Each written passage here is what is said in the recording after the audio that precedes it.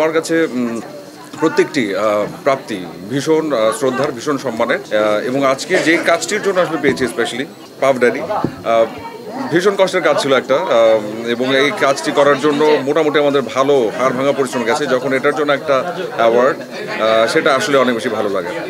Thanks জানাচ্ছি global star award 2024। আমরা যখন যে গল্পটি করি সেই গল্প সবগুলো তো আসলে একরকম হয় না।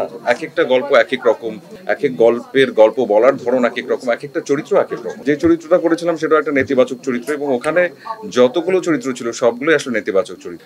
তবে হ্যাঁ, এটা সত্যি যে একই রকম ভাবে যে সবার কাছ থেকে যেমন ভালো লাগার জায়গা পেয়েছি, অনেকের কাছে খারাপও লেগেছে, অনেকে আবার এটাকে অ্যাপ্রিসিয়েটও করেছেন যে আসলে যে ধরনের চরিত্র আমার করা হয় তার বাইরে থেকে একটা গল্প, বাইরে থেকে একটা চরিত্র। এবং সত্যি তাই, আমরা যারা অভিনয় শিল্পী আমরা তো আসলে চাই বিভিন্ন বিভিন্ন চরিত্র করতে, এবং চাই যাতে করে সেই কাজটি দর্শকদের কাছে সুন্দরভাবে পৌঁছায় এবং সেটা যেন দর্শকদের মনে একটা জায়গা করে নেয়।